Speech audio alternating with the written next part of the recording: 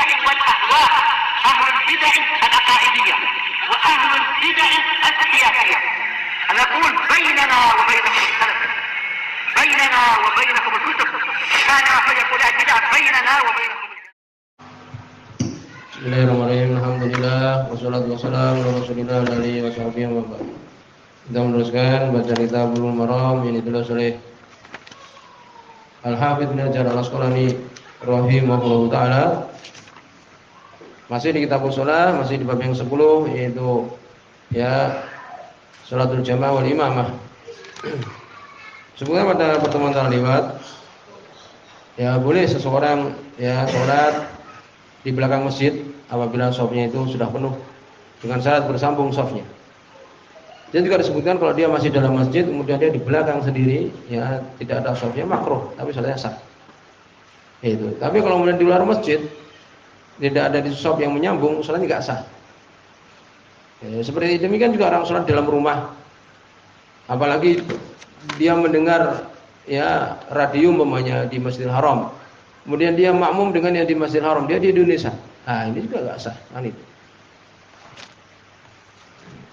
Kemudian juga hukum salat berjamaah untuk laki-laki adalah wajib, sedangkan perempuan afdal adalah salat di rumah. Ya demikian. Demikian juga dijadikan imam untuk diikuti. Dan tidak boleh mendahului imam. Disebutkan kalau mendahului imam ya sabqu, mendahului imam sampai dia itu 2 rukun tidak sah salatnya. Tapi kalau 1 rukun dia berdosa. Imam masih berdiri dia sudah rukuk, maka salatnya adalah sah tapi dia berdosa. Yaitu. Tapi kalau dia sudah i'tidal, imam masih berdiri membaca surat, maka salatnya tidak sah. Berikutnya ya disebutkan hadis yang ke-10. Dan itu hadis yang ke-377. Qala rahimahullahu taala, ini tentang permasalahan mengimami manusia. Hendaknya perhatikan siapa yang di belakangnya. Ya, demikian. Wa Jabir dari Jabir bin Abdullah radhiyallahu anhu, dari sahabat Jabir bin Abdullah radhiyallahu anhu. Qala beliau mengatakan salat Muadzun bi ashabihi. Muadz bin Jabal radhiyallahu anhu salat dengan sahabat-sahabatnya al-Isya, salat Isya. Fatawala alaihim, maka dia memanjangkan atas mereka, yakni salat di belakang saudara-saudaranya, teman-temannya ya yang ada di kampungnya. Ya setelah disebutkan setelah dia salat bersama dengan Nabi sallallahu alaihi wasallam. Jadi Muadz ini sudah salat Isya dengan Nabi sallallahu alaihi wasallam di Masjid Nabawi, kemudian pulang ke kampungnya mengimami lagi. Dan kita tahu bahwa Nabi salat Isya itu seringnya beliau mengakhirkan salat Isya. Berarti kan ketika di kampung tambah lebih malam lagi kan itu. Membaca panjang lagi. Faqala Nabi sallallahu alaihi wasallam, maka Nabi sallallahu alaihi wasallam beliau mengatakan, "Aturidu an takuna ya Muadz fattanan?" Apa kau ingin untuk menjadi wahai Muadz engkau menjadi fattanan, orang yang suka membuat fitnah, yang buat fitnah. Ya demikian. Ini bukan fitnah di kalangan manusia. Maka demikian nasihat Nabi sallallahu alaihi wasallam. Kemudian sebutkan idza amamtan nas, apabila engkau mengimami manusia, ini engkau di depan menjadi imam, faqra bisyamsi wa duhaha, maka bacalah dengan surat ya wasyamsi wa duhaha, ya, surat asy-syams.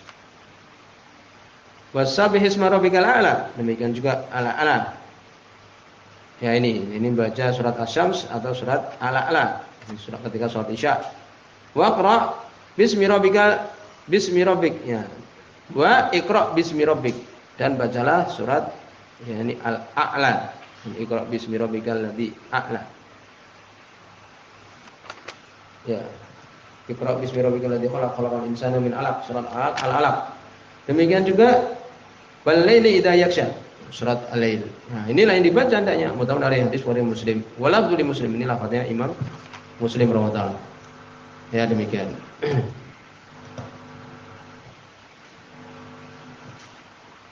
Disebutkan di sini ada beberapa permasalahan ya tentang bagaimana panjangnya salat ya di belakang ya salat seorang menjadi imam, apa yang dia lakukan. Apa kemudian yakni diringankan demikian terus ketika sholat, ya. Disebutkan oleh Ibnu Qayyim rahimahullah di Zadul Ma'ad tentang masalah meringankan ini, ya bisa ditulis fatakfif amrun nisbi. Meringankan bacaan surat ini perkara yang nisbi, tergantung keadaan. Yaju ila ma fa'alahu Nabi, kembali kepada apa yang Nabi sallallahu alaihi wasallam lakukan. Paham? Jadi meringankan bacaan salat ini kembali kepada sunnah Nabi. Ya. Bahwa dhafa alaih dan Nabi biasa padanya. La ila syahwatil makmumin, bukan kepada syahwatnya makmum. Paham? Jadi namanya meringankan bacaan salat ini kembali kepada sunnah Nabi, bukan kepada syahwatnya makmum. Makmumnya yang ini membaca ya qul a'udzu birabbin nas, al-ikhlas saja. Ini terus yang dibaca. Apalagi imamnya juga enggak hafal kecuali ya itu saja. Jadi sebenarnya kembali kepada sunnah Nabi. Bagaimana sih Nabi SAW membaca ketika sholat isya, ya subuh, zuhur, asar, dengan juga maghrib, dan sudah kita sebutkan permasalahan di sifat sholat kan demikian. Jadi itu. Jadi yang penting bahwa meringankan bacaan sholat ini perkara tergantung keadaan. Kembali kepada sunnah Nabi SAW. Bukan pada syahwatnya manusia. Yaitu. Juga disebutkan ya di dalam hadis-hadis yang lain Nabi membaca ya as-shofat dan sebagainya ketika sholat subuh, yang membaca bacaan-bacaan yang agak panjang, yaitu. Jadi semua kembali kepada sunnah Nabi sallallahu alaihi wasallam.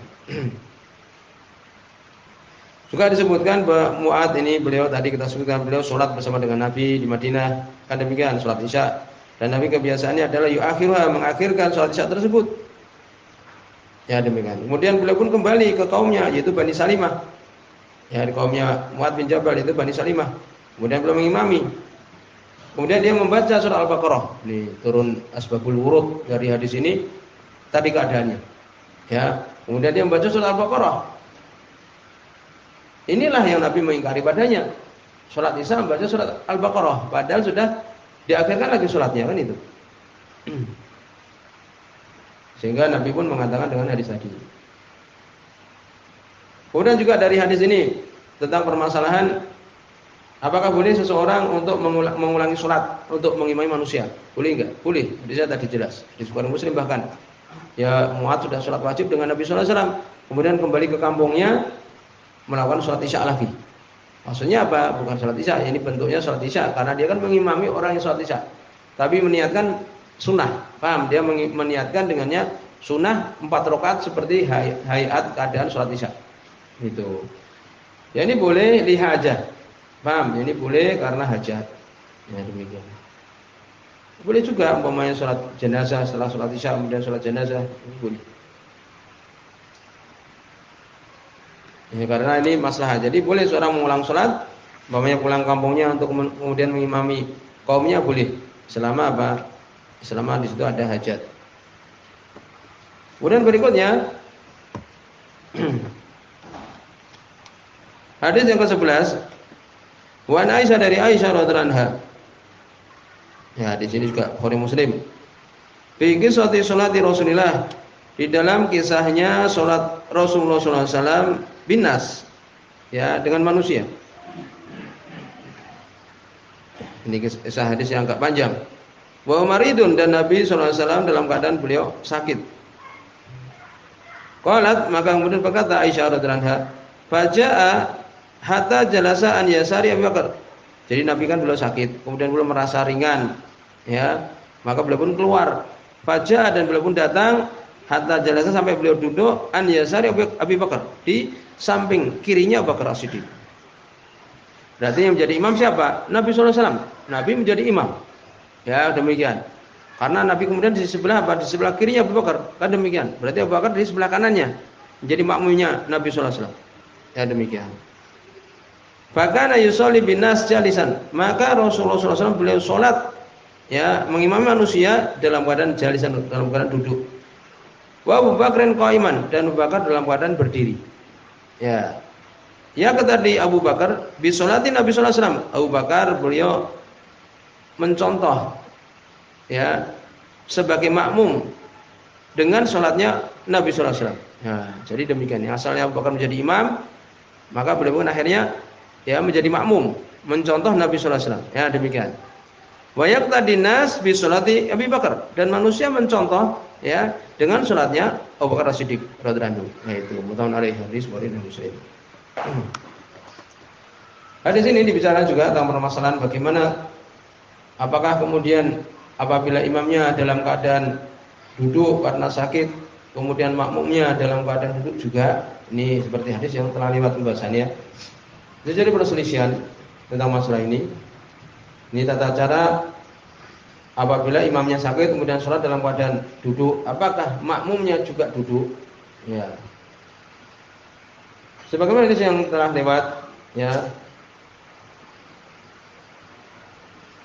Bahwa Nabi SAW wa idza shalla jalisan fa shallu julusan ajmaun. Beliau mengatakan apabila imam sholat dalam keadaan duduk, maka sholatlah kalian duduk ya semuanya.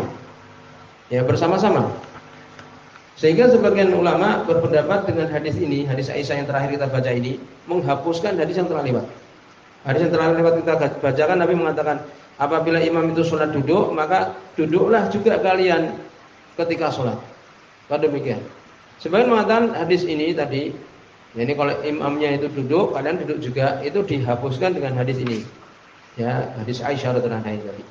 Bahwa Nabi duduk, sholatnya Abu Bakar berdiri, kan itu. Manusia semuanya berdiri. Ya demikian. Tapi ulama dia mengatakan bahwa itu adalah dihapuskan dengan kisahnya. Ya Nabi sholat dalam badan duduk ketika beliau sakit. Ya kemudian Abu Bakar di sampingnya ini tidak ada dalil kalau kemudian itu dimansuh. Dan bisa untuk dijamak, untuk dikumpulkan. Ini tidak ada kemudian ta'arud terjadi saling bertentangan antara dua hadis itu. Yaitu apa? Yaitu sholat dalam keadaan duduk. Jadi kalau imamnya duduk, makmumnya duduk, mustahab, disukai. Tetapi kalau kemudian imamnya duduk, makmumnya berdiri, boleh saja. Yaitu. Jadi hadis Aisyah didudukkan dengan hadis yang telah lewat. Yaitu. Jadi tidak ada masalah. Ya, afdolnya yaitu apa? Makmumnya ikut duduk. Afdolnya makmumnya ikut duduk. Tapi kalau kemudian makmumnya berdiri, maka boleh. Yaitu. Ada pun sebagian hadis ya bahwa Nabi mengatakan la yu'amman ahadun ba'di jalisan. Jangan ya menjadi imam seorang pun setelahku dalam badan duduk, ya itu adalah hadis dhaif. Yaitu yaitu apa? Jangan menjadi imam kalau dia itu dalam badan duduk. Itu artinya dhaif. Ya kesimpulan adalah demikian. Ya, ini boleh untuk kemudian seseorang ketika imamnya itu duduk, ya, kemudian dia dalam badan berdiri boleh. Walaupun yang sunnah, yang afdal adalah dia dalam badan apa? Duduk. Imam duduk, dia duduk juga. Jadi ketika membaca Al-Fatihah, demikian juga surat, dia dalam badan duduk juga karena imamnya dalam badan duduk. Sampai di sini dulu. Sudah